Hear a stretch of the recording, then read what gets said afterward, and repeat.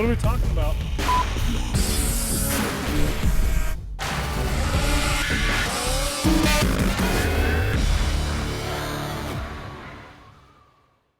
Hey sledders, welcome to another episode of Sled Ahead 24/7. I'm your host Carly Applin, coming to you from historic Deadwood, South Dakota. We have a lot to get to on this show, so let's get started.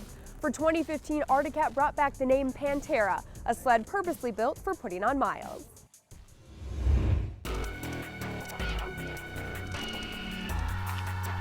Arctic Cat hit a home run with the new Pantera. The Yamaha motor is smooth, quiet, yet a lot of throttle response. The mileage is good. It really doesn't matter mileage. You got a 9.6 gallon tank and a 4.2 auxiliary tank. Just think of the range you have. You won't have to stop for fuel for the day.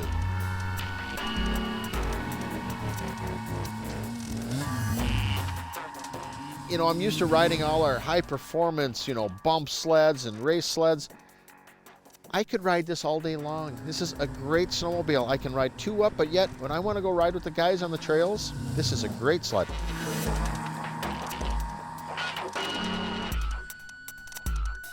They brought back the Pantera name. Think about all the nostalgia of Pantera. That was a big seller for Arctic Cat through the 80s. I mean, that was the first thing I remember with the rear gas tank.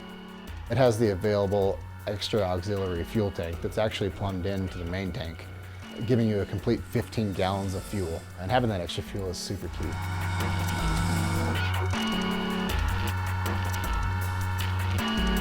.2 auxiliary fuel tank. You don't need to fill it normal riding, but there's a time where you need to span a big distance or you want to have that extra fuel. This is just a blessing.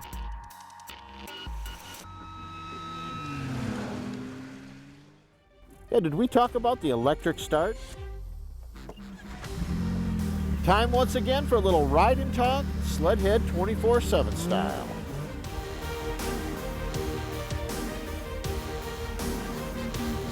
You know what's nice about the sled is just sitting on it, the ergonomics, you feel so comfortable.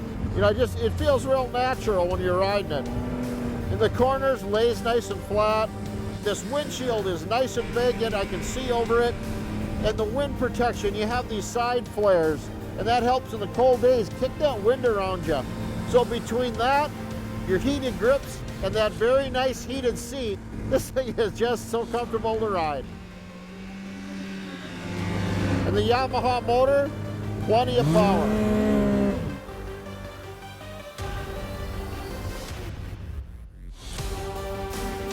That Pantera 7000 with the Yamaha power plant, that 1049cc motor, just absolutely rips. You could go into the corners amazingly fast, and that sled just stayed on two skis, took you around the corner, and you're off again.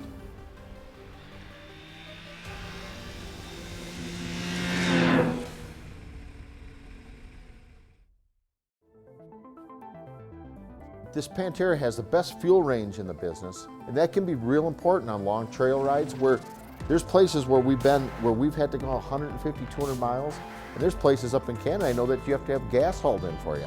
You won't need it with this. You're covered. Ultra fuel efficient engine that Yamaha makes. When you put all that together in a new package, it's innovative. Bring back the name Pantera. I think that says it all. They did a home run.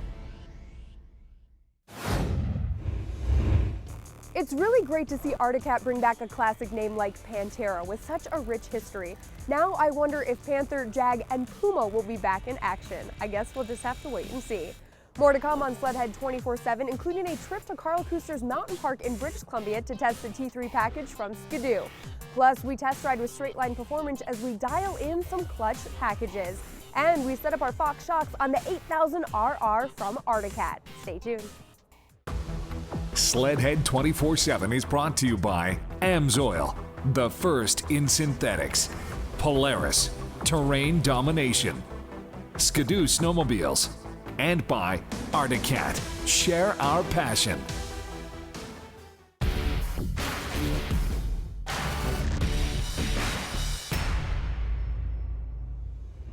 Welcome back to SLEDHEAD 24/7. Now everyone likes a little extra giddy up in your ride, and Straight Line Performance is always testing to ensure you have the best performance for your machine.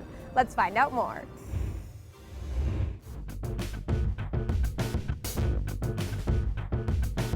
Jason with Straight Line Performance. Here today we're going to talk a lot about clutching. You know, the biggest thing we're looking at is designing and developing a straight line clutch kit. What comes with it? What do we need to do? How do you do it? What are the changes? How did people make changes? You know, we get so many tech questions weekly. You know, and the biggest one is, how did you come up with a clutch kit? How did you do it? You know, the black art out there.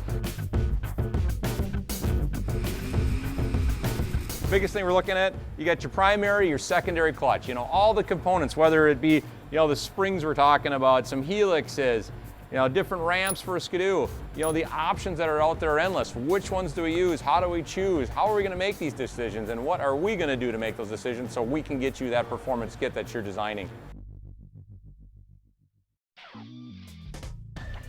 The biggest thing we're looking at right now is we want to find out where the peak power is and what the curve looks like to generate the most power. You know, according to this machine, we're looking 7,900, 8,000, you know, all the way out to that 100, 110 miles an hour here. So our biggest thing, we're going to go out in the field. We're going to see some adjustments from the chassis dyno to the field. That's real common. But the biggest thing we're looking at is we know what we want the curve, what that engine RPM curve to look like in the field so we can make those adjustments. We can try so many options on the chassis dyno that would take months out in the field. We can scale those back down and do a couple days on our chassis dyno that are in field testing, you know, is narrowed down. Here we are, we're just out of the dyno session. We're in the field. We've got an entire lineup of machines here for you. Step one of this infield testing here, we've got to do some acceleration rates, some mile-an-hour testing. We've got an entire fleet of machines here for us to test. Doing a quick comparison between a stock one now and a clutched one, side-by-side gun testing.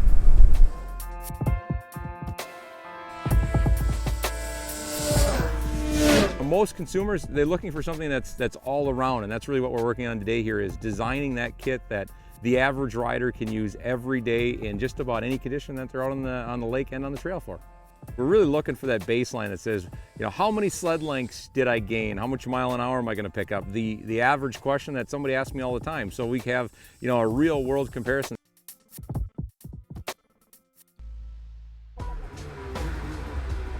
We have just got off the lake making some changes here to the new Polaris, changing a set of weights, making a new set adjustment on the secondary spring and helix, and we'll be back out in the field a little bit to retry it again. Tuning like this is a all-day, if not 2-3 day project. It's not something that can be done in a day. Each machine takes hours and hours of infield testing to confirm all the previous data that you've seen in the shop. The next step, we're going to move to the trail. We've got to show you some back shifts, some on and off the gas that they work in an actual real application too. You are having a great time, and you do notice the difference coming out of those corners, and the mid-range and the acceleration makes the whole game a lot more fun. We're seeing a good 2-3 sled lengths of acceleration, and I mean, exactly what we're looking for in a clutch kit.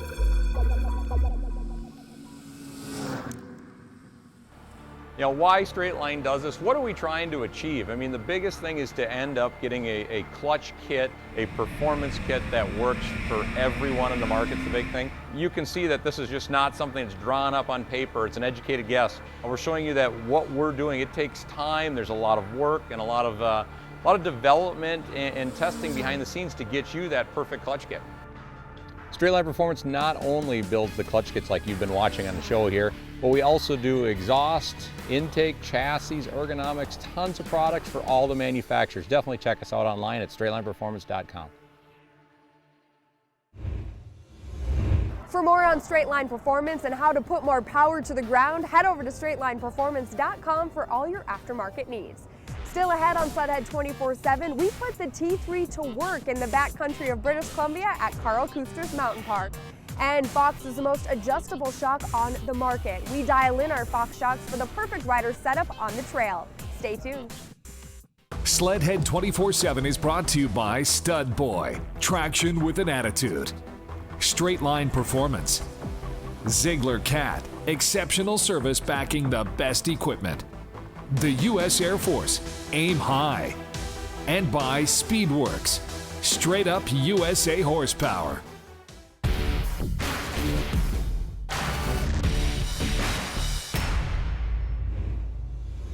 Time now to talk Fox, the most adjustable shock on the market.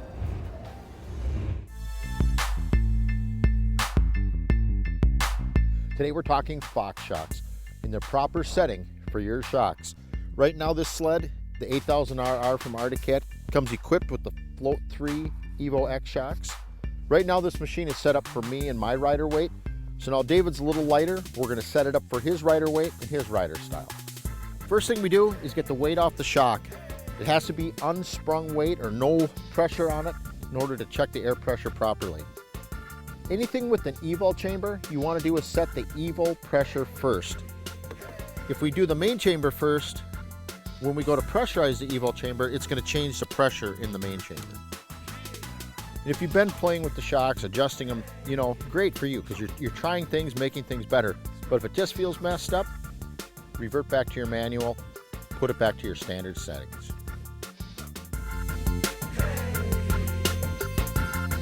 Okay, we got our 200 pounds in our EVO chamber. Now we're going to set our main chamber to 80 pounds. Set it down, go to the other side. Make sure you do both shocks, don't just do one. Okay, David, go try that. You know where that section is. Let me know.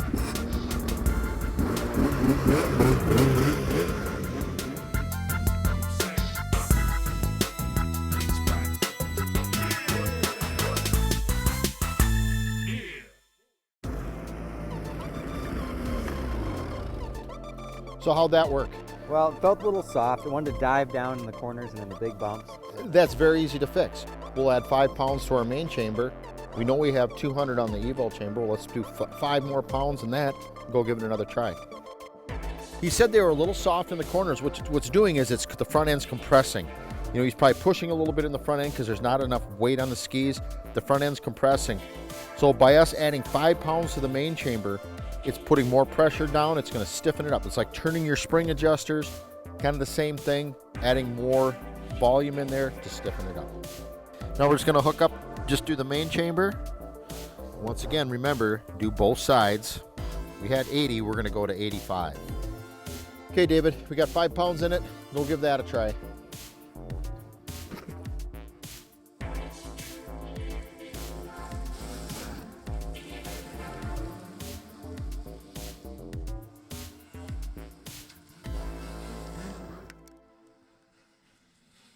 Okay, how'd that change feel? Still think we need to do a little more. Is it getting better though, you think? Definitely better, but still in the bumps coming to the corner, it still felt like it wanted to dive in. Okay, let's go another 5.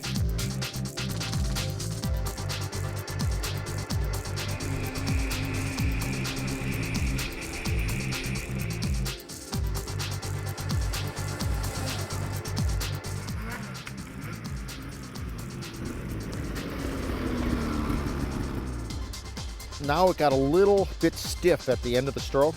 And so what we're doing is we're gonna go back to our 85 pounds, but because he thought it still felt a little mushy, we're gonna add some clicker adjustment on our compression. And by giving him 2 to 3 clicks in, increase that to slow that shock down a little bit, should help get rid of that roll in the corners. And just remember too, with the rebound, if you start adding more and more air to that air chamber, it's gonna wanna make that shock open back up quicker. So by turning in and actually slowing the shock down, so increasing your rebound, will get so you don't get that kick at the end of the stroke. So we're gonna give them 3 clicks on the compression. And there again, don't go big, don't start turning 5, 10 turns. Just a couple turns makes a big difference. Okay, go give that a try, see if it works.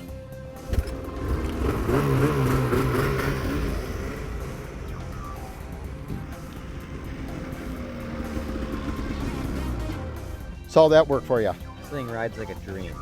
Okay, he's happy, I'm happy, we got it dialed in. Just remember, with all our changes and stuff we did, if we ever have any problems or we don't think it's right, revert back to your standard settings. You know, if you want a really cool upgrade to any of your snowmobiles, look at the Fox shocks. Put a set on your sled, adjust them and enjoy.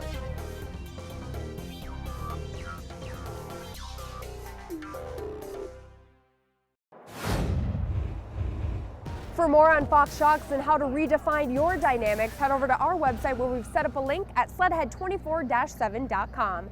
Still ahead, we ride with Carl Kuster in British Columbia at CKMP and evaluate the new Summit T3. But now let's check in with AMSOIL, the first in synthetics. Hey everybody, Jeremy Meyer from AMSOIL here. Once again, we're going to talk about another contest that we got coming up through 2015. AMSOIL America Adventure. What it is 2 lucky people are going to be able to take a friend and go cross country in an amazing race style contest. You're going to start in one city, you're going to end in Las Vegas, and along the way you're going to have a number of contests and clues that you're going to compete for a number of different prizes. To find out how you can enter this contest for a chance to win, go to amsoil.com/adventure or go to the AMSOIL Inc. Facebook page and register now. SLEDHEAD 24/7 is brought to you by AMSOIL, the first in synthetics. Arctic FX Graphics, make it yours. Fox, redefining ride dynamics. And by FXR, world-class outerwear. Welcome back. I'm your host, Carly Applin, in downtown Deadwood, South Dakota. Time now to head to Carl Kuster's Mountain Park in beautiful British Columbia. The perfect terrain to test, ride, and evaluate the new Ski-Doo Summit T3. One thing that's really cool when you walk in the shop is we get to ride new Ski-Doo Summit T3s. From the 174s, the 163s, and just see the difference in the powder and really able to work those machines. I'm pretty fortunate to be able to be riding T3s. I tell you, it's changing the way people are snowmobiling out there right now. Sleds we get to ride here at CKMP are awesome. It made it super easy to ride coming out here for my first time. I could take my time, slow down, basically get up anything I wanted to. And the sled wasn't holding me back at all. It just opens up so much other terrain or options. The 174, I know a lot of people think that they're too long, but I tell you what, I can't tell it's a 174 from a 163. The machine just works all the way from the 3-inch track to the drop chain case to the front end. It is just a perfect match. Every single person, honestly, that's been on it has rode it and said, wow, I didn't think it was going to be that easy.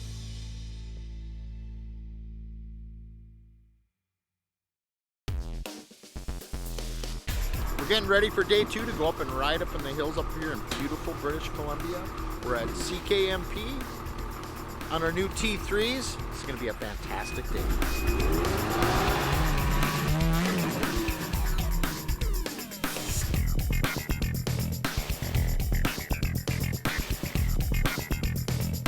Anybody who can hop on it, it just makes them have more confidence right away. And when you have confidence, or more confidence, then you're having fun.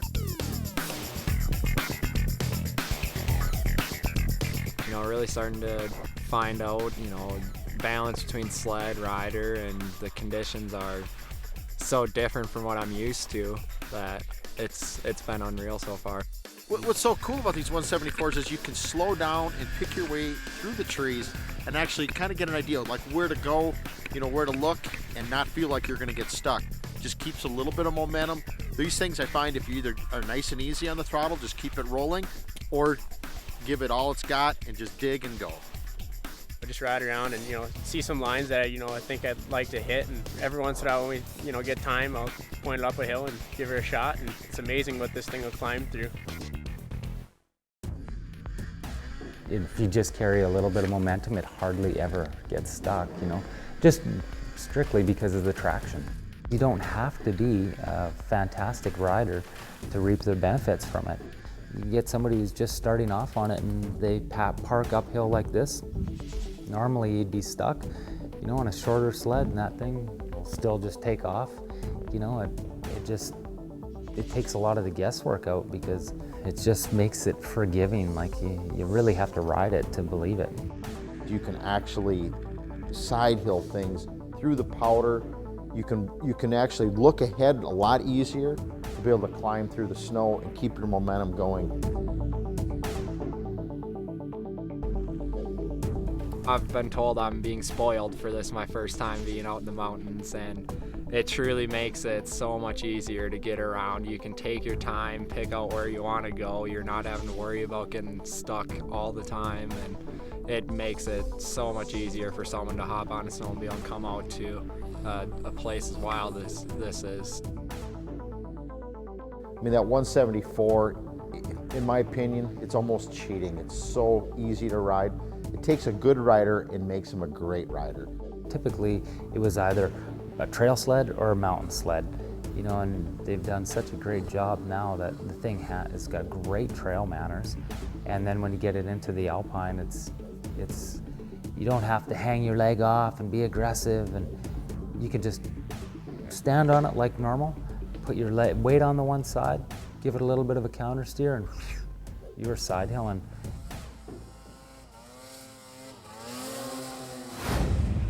If you have a chance to ride the new T3 174, you'll become a believer too. And take my word for it, it does make you a better rider.